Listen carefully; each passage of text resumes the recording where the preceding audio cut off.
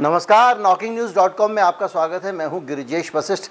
जिस अमेरिका को हम आदर्श व्यवस्था मानते रहे हैं और जिसको फॉलो किए जा रहे हैं आंख बंद करके एक लंबे समय से, और उसके पूरे के पूरे सेटअप का हम हिस्सा बन गए हैं, उस अमेरिका का हाल क्या है? क्या वो अमेरिका अपने नागरिकों के लिए उतना अच्छा ही रह गया है? क्या अमेरिका अब एक आदर्श देश है? क्या पूरी दुनिया में रहने के लिए सबसे अच्छी जगह अमेरिका बच गया है? क्या अब अमेरिका में रहना पहले जितना अच्छा नहीं रहा? क्या अमेरिका अब वो देश नहीं रहा जिसके वीज़ा के लिए लोग मरा करते थे? आज हम इस पे बात करेंगे और ये भी चर्चा करेंगे कि किस तरह से अमेरिका में लगातार बदलाव आए हैं और किस तरह से अमेरिका वहाँ के लोकल स्थानीय लोग जो हैं उनके लिए अब उतना पसंदीदा नहीं रहा। कहीं मत जाइए, चैनल को सब्सक्राइब कर लीजिए। इस चैनल को अगर आप सपोर्ट करना चाहते हैं तो हमारा QR कोड आपको स्क्रीन पर दिखाई देगा, उसको स्कैन करके आप भुगतान कर सकते हैं। इसके अलावा हमारा UPI ID भी आपको मिलेगा डिस्क्रिप्शन में, उसको भी आप विकल्प के तौर पर चुन सकते हैं। मैं अभी हाजिर हुआ।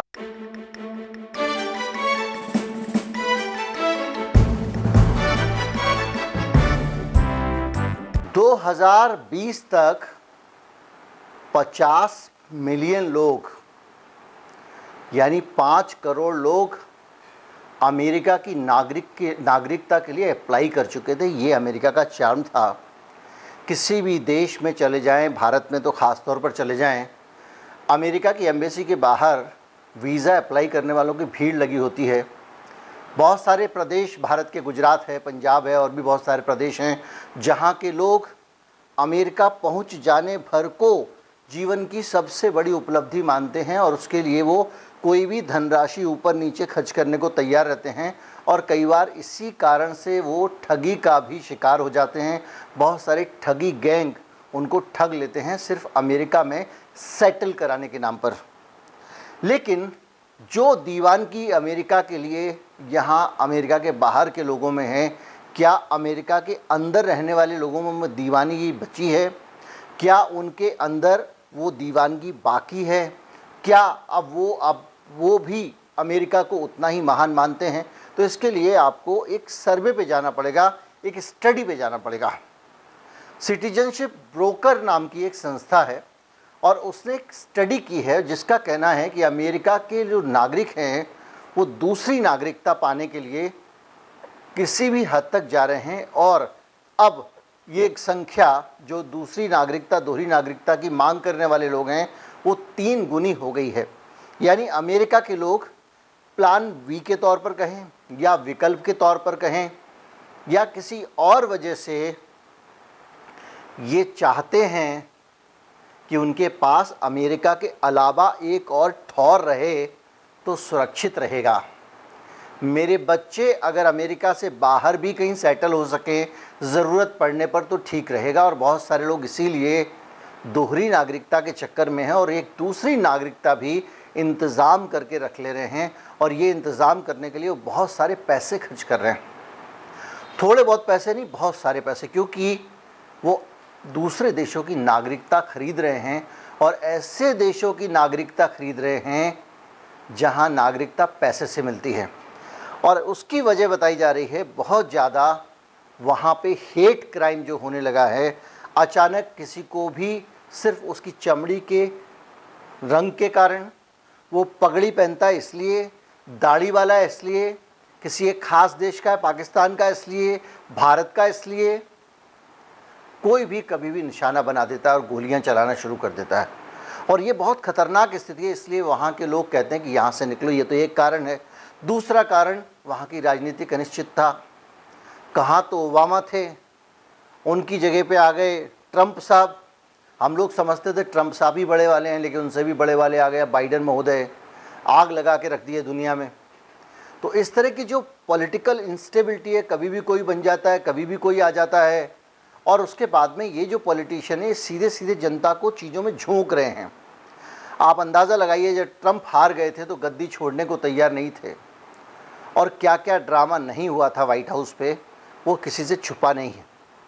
तो वो सारा जो तनाव और उसके बीच में अमेरिकन्स ये मानते हैं कि भैया कहीं और ठौर रख लो, कल भरोसा नहीं यहाँ कब आग लग जाए, कोई भरोसा नहीं कल यहाँ क्या हो जाए, इसलिए अपना इंतज़ाम रखो। और तीसरी चीज़ है और वो है टैक्स के रूल। बार बार टैक्स रूल बदल रहे हैं अमेरिका में, बार बार इंटरेस्ट रेट बढ़ जाता है। तो इस तरह की चीज़ों के कारण लोगों को लगता है कि एक अनिश्चितता लाइफ में, देखिए निश्चयता होनी चाहिए, निश्चितता होनी चाहिए। आज मैं अगर यूट्यूब पे वीडियो बना रहा हूँ और अगर निश्चित है तो ठीक है, लेकिन अब उत्तर प्रदेश केंद्र की सरकार एक नियम ले आई है जिसमें कभी भी उठा के किसी चैनल को बंद कर देते हैं, तो ये एक अनिश्चितता की स्थिति हो गई। अब ये अनिश्चितता की स्थिति में जब जब लोगों को यूट्यूब का कोई विकल्प मिलेगा जो निश्चित होगा, जहाँ पे पक्का होगा कि भैया ये नियम चलने वाला है, ये नियम नहीं बदलेगा, लोग टप से उसको पकड़ लेंगे, क्योंकि यहाँ का तो भरोसा नहीं है। या फिर कुछ लोग कहेंगे भैया भारत सरकार ने तो उल्टे सीधे नियम बना दिए हैं, किसी दूसरे देश में बसते हैं वहीं से वीडियो बनाएंगे वहीं रहेंगे, क्योंकि यहाँ पे तो अनिश्चितता है।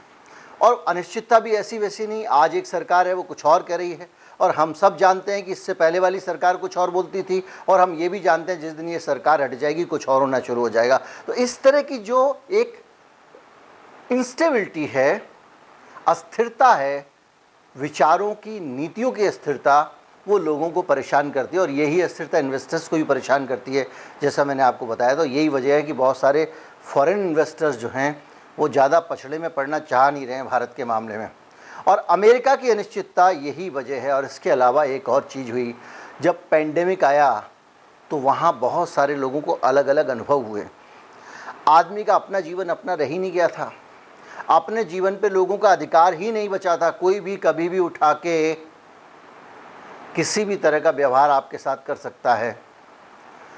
लोग विरोध करते रह गए, सिक्योरिटी फोर्सेस में लोगों ने विरोध किया, बहुत दूसरी जगहों पे विरोध हुआ। ज़बरदस्ती नहीं चाहिए, फोर्सफुल नहीं होना चाहिए हमारे साथ कुछ भी, उसके बावजूद होता गया। डॉक्टर फाउची पार्लियामेंट में जवाब नहीं दे पा रहे हैं चीज़ों के, उनकी बहुत सारी तरह तरह की ईमेल्स बाहर आ रही हैं, दूसरी चीज़ें हो रही हैं, उसके बावजूद चीज़ें होती चली जा रही हैं, रुक नहीं रही हैं।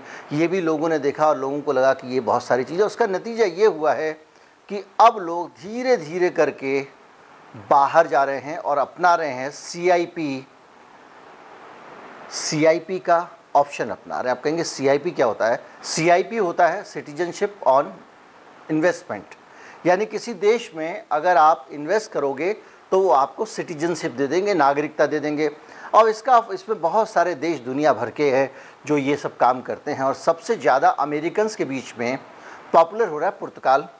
पुर्तगाल चूँकि एक यूरोपियन देश भी है, उसका रहन सहन और दूसरी चीज़ें बड़ी बढ़िया हैं, क्वालिटी ऑफ लाइफ भी अच्छी है, इसलिए लोग वहाँ जा रहे हैं।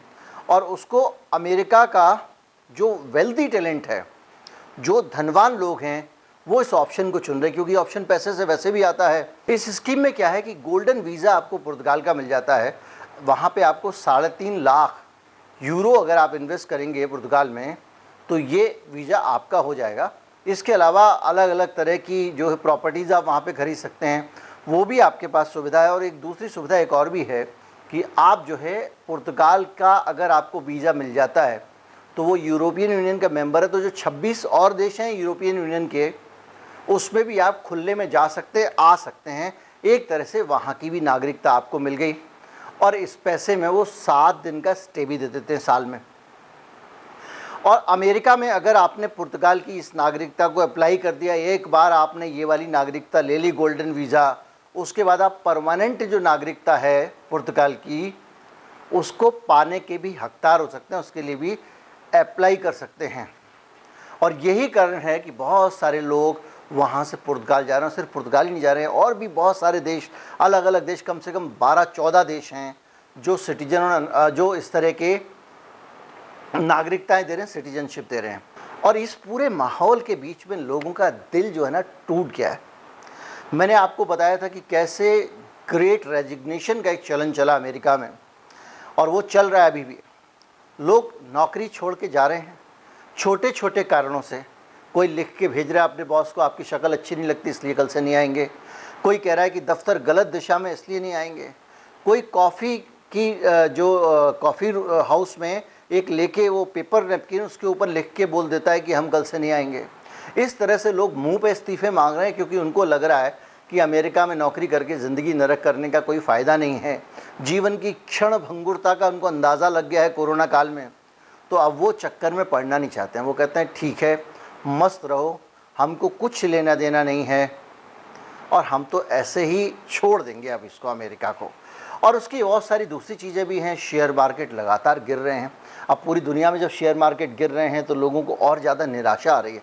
ये नेगेटिव थॉट्स हैं और नेगेटिव थॉट्स के बीच में आदमी सोचता है कि इस अमेरिका में अब बचा क्या है और रहा क्या है। कोई आपस में सहृदयता है नहीं, मशीनी टुकड़े की तरह लोग जी रहे हैं, मशीनी टुकड़े की तरह लोग जी रहे हैं। किसी का किसी के घर आना नहीं, जाना नहीं, मौज नहीं, मस्ती नहीं, यंत्र मानव की तरह लगे रहिए, पैसे कमाइए, उनको कहीं और खर्च कर दीजिए खुश होने के लिए। किसी पार्क में चले जाइए, कहीं कहीं चले जाइए, किसी और एम्यूज़मेंट पार्क में चले जाइए और खुश हो जाइए। लेकिन ज़िंदगी की जो क्वालिटी है, ह्यूमन टू ह्यूमन जो इंटरेक्शन है, वो तो अमेरिका में बचा नहीं है। और दूसरी हालत ये हो गई है कि अमेरिका में अब स्थिति, आर्थिक स्थिति भी ठीक नहीं है। देखिए, जो रिसेशन हुआ तो अमेरिका की हालत बहुत ज़्यादा ख़राब होने वाली है। वहाँ की जीडीपी 1.4% जीडीपी पहले क्वार्टर में गिर चुकी है और अगर दूसरे क्वार्टर में भी ये गिरती है लगातार 2 क्वार्टर में, तो इसको रिसेशन घोषित कर दिया जाएगा। अब जब रिसेशन आएगा अमेरिका में, तो अमेरिका में रिसेशन आने का मतलब ये पूरी दुनिया में रिसेशन का आना। तो इसलिए अब ये भी एक वजह है जिसके कारण लोग कह रहे हैं कि यार चक्कर क्यों छोड़ा जाए। फिर ये होगा, फिर ब्याज बढ़ाया जाएगा। महंगाई वहाँ पे इतनी ज़्यादा हो गई है कि कंट्रोल नहीं की जा रही है और वहाँ का पूरा सिस्टम ऐसा है जो उद्योगपतियों के ऊपर किसी भी तरह की लगाम नहीं लगा सकता। तो ये पूरा जो वातावरण है वो ये बता रहा है कि जिस पूंजीवाद को हम आदर्श व्यवस्था समझते हैं, उसने धन तो बहुत अर्जित किया, उनके पास बहुत अच्छे घर हैं, महंगी बड़ी गाड़ियां हैं, एक से एक खूबसूरत अट्टालिकाएं हैं और सारी चीज़ें बढ़िया वाली और महंगी वाली वहाँ पर उपलब्ध हैं। लेकिन इसके बीच में क्वालिटी ऑफ लाइफ उनको फिर भी नहीं मिल पा रही है।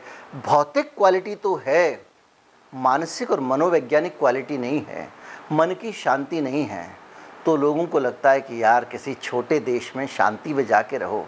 ये कोई जगह है चर्च में प्रार्थना करने आए हो, कोई आदमी गोलियों से भून देगा, स्टोर में ख़रीदारी करने आए कोई आदमी गोलियों से भून देगा।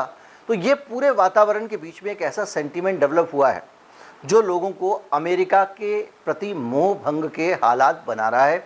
और यही वजह है कि अब लोग तरह तरह के गोल्डन वीज़ा ऑन अराइवल और दूसरी तरह के वीज़ाओं की तरफ आकर्षित हो रहे हैं और उधर जा रहे हैं। उम्मीद करता हूँ कि आपने इस वीडियो में समझा होगा कि अमेरिका में ऐसा क्यों हो रहा है और बहुत सारी चीज़ें मैं अलग अलग वीडियो में बता चुका हूँ, आप पहले से समझते हैं, जिनको आप सीधे ज़्यादा जोर देकर कहा नहीं जा सकता। इस वीडियो ने बताया कि किस तरह से अमेरिका एक आदर्श देश भारत के लिए नहीं हो सकता। वो अमेरिका जिसमें फूड सिक्योरिटी भी पर्याप्त नहीं है, जिसमें आज भी लोग भूखे मरते हैं, वो अमेरिका जहाँ पे सोशल सिक्योरिटी भी ठीक से नहीं है, वो अमेरिका जहाँ गरीबी आज भी बहुत ज़्यादा है, विषमता बहुत ज़्यादा है। ठीक है, मिडिल क्लास बहुत बड़ा है, इसलिए आप जब जाएंगे अमेरिका अपने किसी रिश्तेदार के यहाँ किसी बच्चे से मिलने, तो वो मिडिल क्लास है चूँकि, तो मिडिल क्लास तो आपको सुखमयी दिखाई देगा। लोअर क्लास हमारे भारत जितना नहीं है, संख्या में कम है, लेकिन जितना है उसकी बहुत दुर्गति है। तो उम्मीद करता हूँ उस वीडियो के ज़रिए आप समझ पाए होंगे। उम्मीद करता हूँ कि आपको अमेरिका के हाल का अंदाज़ा लगा होगा। उम्मीद करता हूँ कि आपको ये समझ में आया होगा कि पूंजीवादी व्यवस्था हमेशा आदर्श व्यवस्था नहीं होती। हालांकि आप भारत में लंबे समय से इसको झेल रहे हैं और अब पूंजीवाद किस तरह पहुंच गया, किस हालात में पहुंच गया हमारे सामने है। भारत की सरकार कितना परेशान हो रही है ये भी हम देख रहे हैं। और अब ये बहुत एक और उदाहरण आपके सामने आया जिससे आपको पता चलता है कि अमेरिका का हाल ख़राब क्यों है। उम्मीद करता हूँ वीडियो आपको अच्छा लगा होगा। अच्छा लगा हो तो ज़्यादा से ज़्यादा लोगों तक पहुँचाएं, चैनल को सब्सक्राइब कर लें। नमस्कार, जय हिंद।